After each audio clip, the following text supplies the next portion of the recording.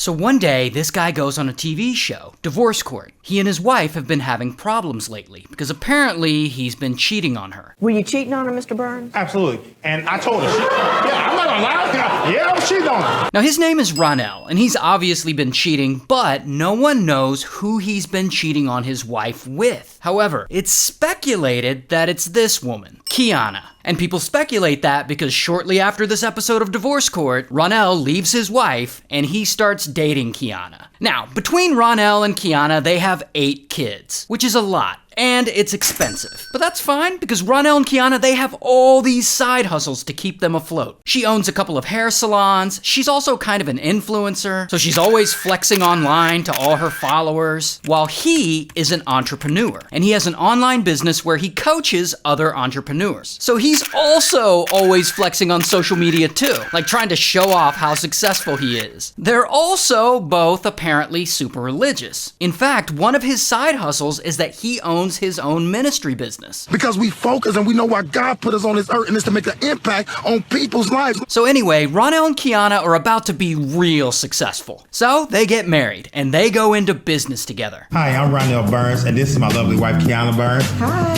Today we're going to talk to you about entrepreneurship and how it greatly benefited our life. And things appear to be going pretty well for them. And like Ronnell goes out and buys her a new Maserati and they're all posting about it on Instagram. But at one point, this is all not enough. And they want to raise their online profile even more. So they try and self-produce their own reality show called Meet the Burns. And they shoot a whole promo for it. America, you ain't gonna wanna miss this. This is my wife, Keianna. Mrs. Burns? And of course, in this show, they make sure to portray themselves as the successful business owners they are. Baby, we gotta move fast, baby, because it's time for big business. And so these two seem to be doing really well. They're like the ultimate influencer power couple.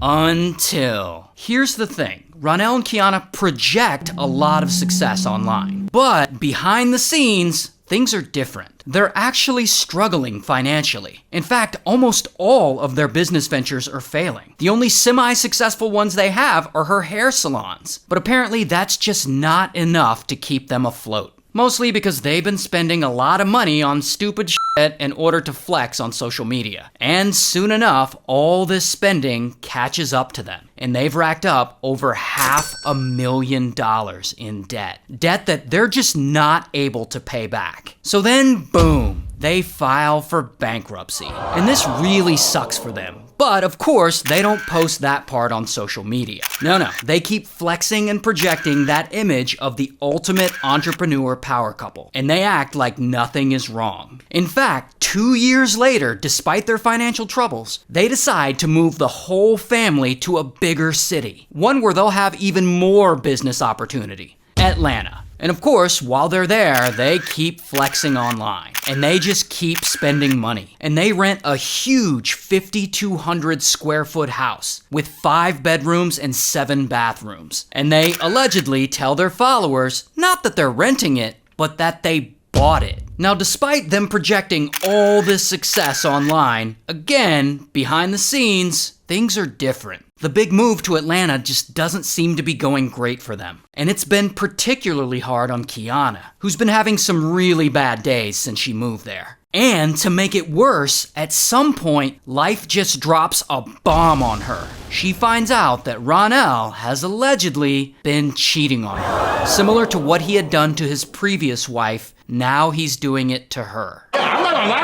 Yeah, I was cheating on her. And of course, this sends their marriage spiraling into a rough patch, and they start talking about divorce. We talking about, we just didn't want to do this no more. She was tired of me, I was tired of her. If we're gonna get a divorce, let's be civil. We got kids, we got businesses. We said, well, let's just sit down and just talk about how this all gonna work out. And then, allegedly, at some point, Keianna retaliates for his cheating, and she ends up cheating on him. It's a whole mess. And then, sadly, after only living in Atlanta for 5 to 6 months, they end up filing for divorce. And according to the divorce papers, he's in the process of moving out. And all this bad news hits Keianna really hard. She thought they were gonna live happily ever after, and it just didn't work out. And so mentally, she's been struggling, and she just can't hide it anymore by projecting all this success online. And suddenly, the tone of her posts start to change. And the reason I'm going live is because sometimes you gotta reach out and tell people that you need love, you need support, you need care, you just need a hug. And honestly, you guys, I need that. And so Keianna starts to get more real, more emotional. One day she even posts, "God knows I would do anything to wake up from this nightmare." Then, about 2 weeks after that post, Keianna and Ronnell are at the house one night. I guess he hadn't fully moved out yet. And as you can imagine, things are tense, and they get into an argument. And it gets bad, like really bad, and things get physical. In fact, this fight gets so bad, one of the daughters ends up calling 911, and she reports domestic violence. But at some point, Keianna just can't take it anymore. And so she goes, and she gets a pew-pew, and she points it at Ronnell, and she pulls the trigger, unaliving him. Then she calls the police to report what she had done and to say please send help, but before first responders can get there, Keianna turns the pew-pew on herself and she unalives herself too. That's a sad one. Shout out to social media.